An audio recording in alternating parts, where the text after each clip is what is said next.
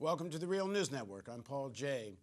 The response to the American attack on the Air Force base in Syria amongst the broad section of the American political leadership and elite has been generally applause.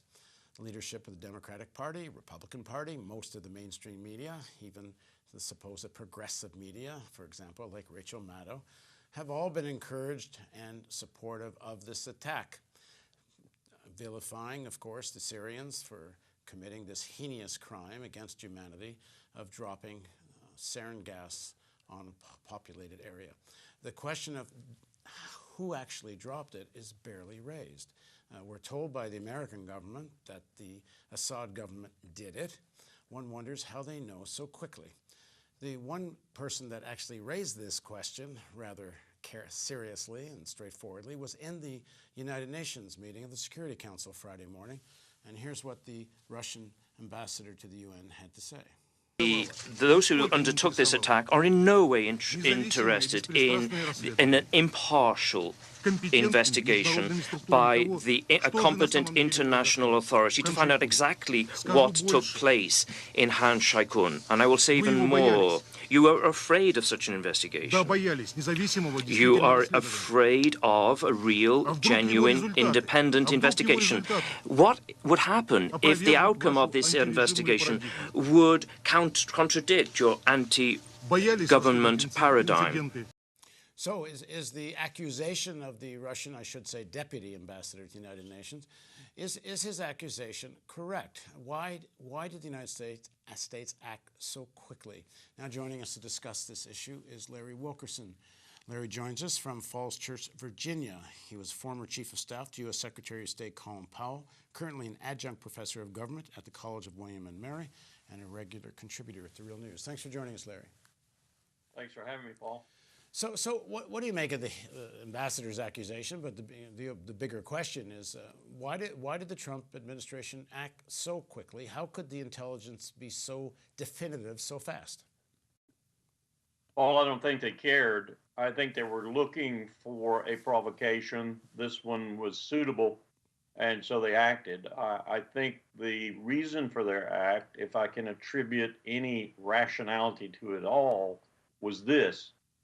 They wanted to use U.S. force in a very guarded, and it was a very limited way, $70 million worth of TLAMs, but still that's a very limited way given the circumstances, and to gain thereby some leverage in the coming talks, because after all, we have not done anything against the Assad regime, not really directly like this. And so this is a Trump-like move. This is a move to gain a higher ground, if you will, when the talks come along, to give us more leverage. I think personally that the provocation was a Tonkin Gulf incident or an Iraq failure to disarm 5 February 2003 at the United Nations Security Council. In other words, it was not exactly good intelligence. In fact, most of my sources are telling me, including members of the team that monitors global chemical weapons, including people in Syria, including people in the U.S. intelligence community, that what most likely happened, and this intelligence, by the way, was shared with the United States by Russia in accordance with the deconfliction agreement we have with Russia, that they hit a warehouse that they had intended to hit and had told both sides, Russia and the United States, that they were going to hit. This is the Syrian Air Force, of course. And this warehouse was alleged to have ISIS supplies in it. And indeed, it probably did. And some of those supplies were precursors for chemicals. Or possibly an alternative, they were phosphates for the cotton growing, fertilizing the cotton growing region that's adjacent to this area. The bombs hit, conventional bombs, hit the warehouse. And because of a very strong wind and because of the explosive power of the bombs, they dispersed these ingredients and killed some people. And incidentally, as Paul Pillar has pointed out in a good article that I just read, we have killed more people incidentally to our strikes. And Assad has a number that were killed in this incident. And Assad has a number of ways, including his artillery, which, by the way, a no-fly zone would not stop. of killing people and killing people in much greater numbers than this, as he has demonstrated over the past years. So this is nonsense to call this the kind of provocation of what we did, unless one considers the rationale that I just suggested. Now, there's journalists on the ground that have gone there, Western journalists who've been looking for the warehouse that it's been spoken of. One, I think, from The Guardian had photographs of what was supposed to have been the warehouse, and it looked empty. There's apparently another story that this was all supposed to happen in some barn, and they went in there and found only a mule. Wouldn't there be some evidence of such a warehouse? Yes, there would be, but I think this is probably the kind of speculation that takes place when something like this happens. And I agree with the Russian ambassador that it would be good if we had an internationally sponsored, hosted UN, for example, investigation and the forensic team that would accompany that. But I don't think we're going to get that. And by and large, I would think that the people who perpetrated this, shall we say, hoax, would have the area cleaned up as much as possible before such a team got there. So I'm not sure that would do anything. And as I said, in the bigger scheme of things, Paul, we kill more people with our airstrikes, incidental collateral damage, if you will, than this did.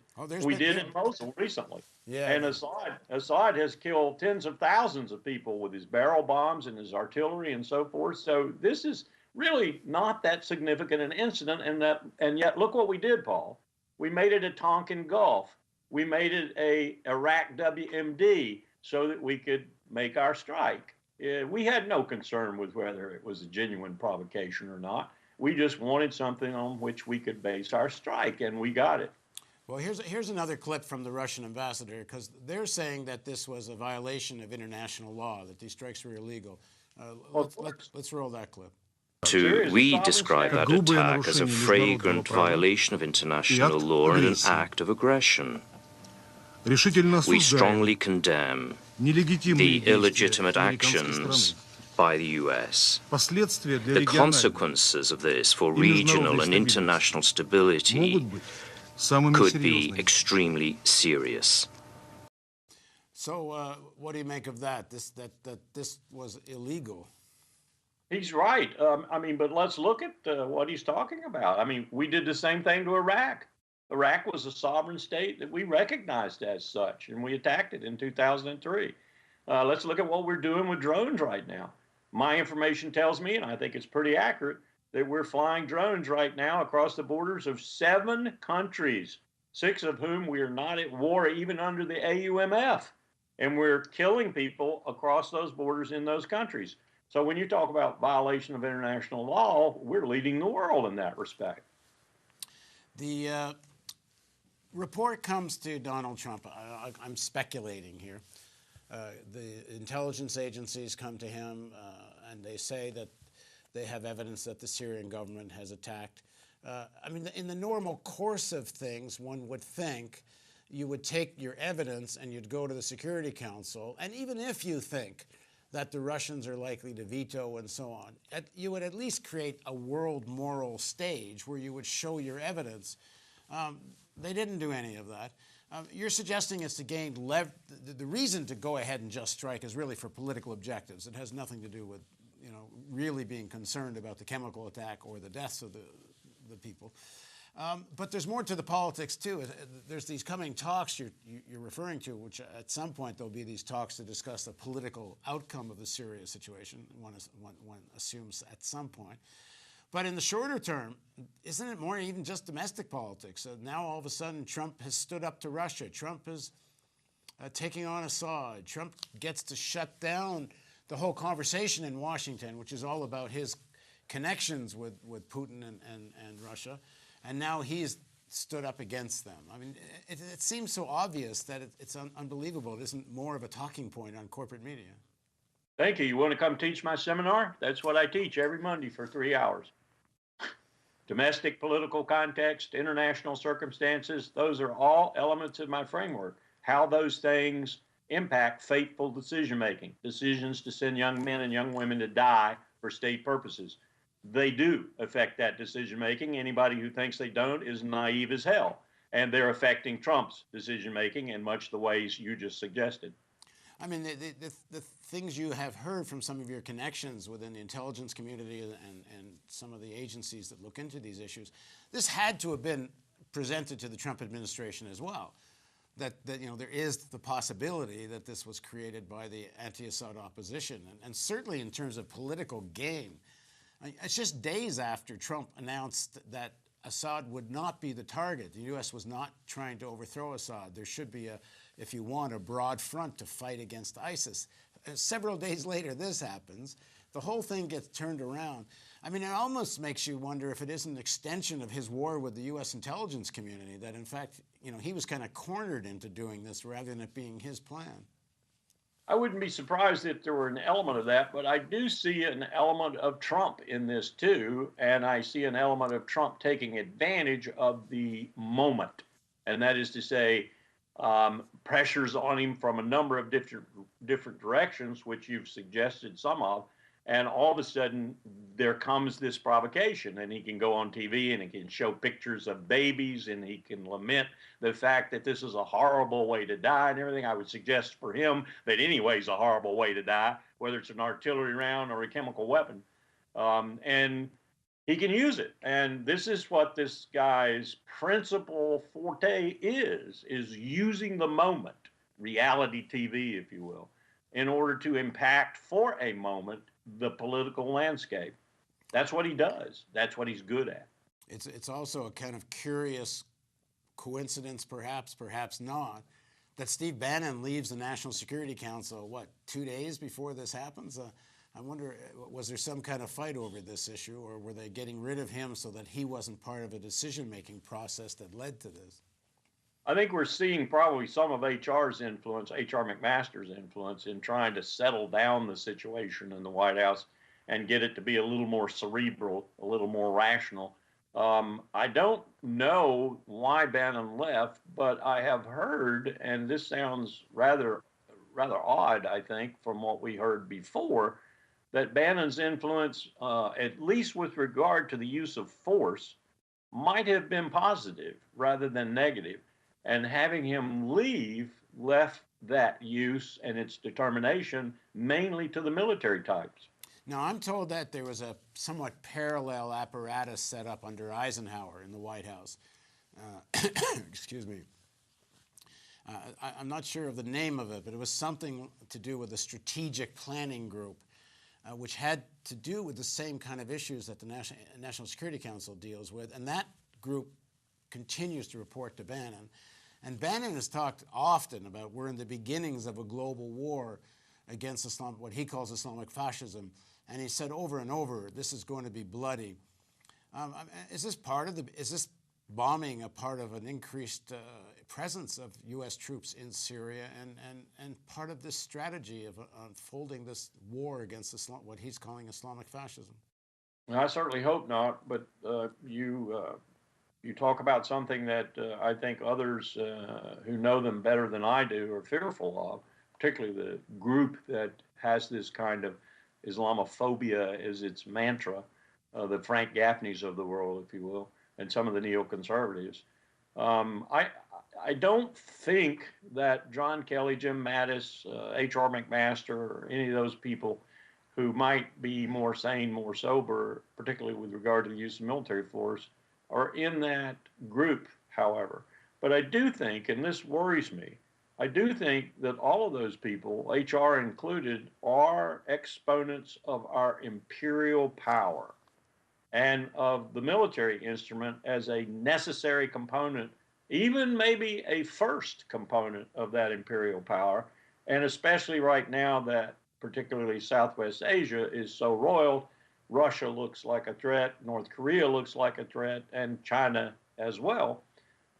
It concerns me that these military men and people associated with them, and others, as you've suggested, have this much influence on national security decision-making at this crucial point in time, because the last thing we need is another war, especially one with a peer power.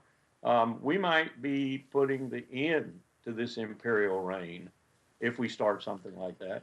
And I'd rather see us go out a little more slowly, if you will, than precipitously. Nikki Haley at the UN, the U.S. representative Right. to the United Nations. Individual from my home state. Embarrassing to have her there. Of all the Trump appointees and all the people who are wandering around pronouncing on behalf of my country, she embarrasses me the most. Well, she went out of her way at this UN meeting Friday morning to connect Iran to these events, that Assad can only do such horrible things because Iran enables Assad. Yesterday on CNN, James Woolsey, the former CIA director, who's now apparently an advisor to Trump, Woolsey's on saying that we should use this moment to attack Iran's nuclear facilities, and while we're at it, and on, quote, on the way back, we'll take out the Syrian armed forces or infrastructure, something to those effect. I mean, are these guys outliers, or is this part of their real thinking going on here? Woolsey left the CIA directorship, you may recall, because President Clinton wouldn't see him. He had a real good reason, Clinton, for not wanting to see Woolsey. Woolsey is a dyed-in-the-wool Bill Kristol, Richard Pearl, Frank Gaffney neoconservative. I wouldn't pay any attention to Woolsey if he was telling me to get out of the way of a proceeding Mack truck. Woolsey's an idiot. Well, there may be others that are advising this policy. Okay, Larry. Sorry, go ahead. We're talking about people like Michael Ledeen and Richard Pearl and Frank Gaffney and Douglas Feith and a host of these other people. Dick Cheney. Dick Cheney. These people lie, cheat, steal. They will do anything to get what they think is necessary. And at the bottom of most of what they think is necessary is protecting Israel. Now, I've got news for them. They're setting up, we are creating in the Middle East, and I've said this and I'll say it again and again until I go to my grave, and that won't be short time away. We are setting up a condition where Israel is going to cease to exist. We are creating the most dangerous situation, along with Netanyahu, he's giving us a lot of help. We're creating the most dangerous possible situation for Israel in that region of the world. Because at the end of the day, when Israel is sinking, we are not going to her rescue because we will be in the process of sinking ourselves. All right, thanks for joining us, Larry. Thanks for having me, Paul. Thank you for joining us on the Real News Network.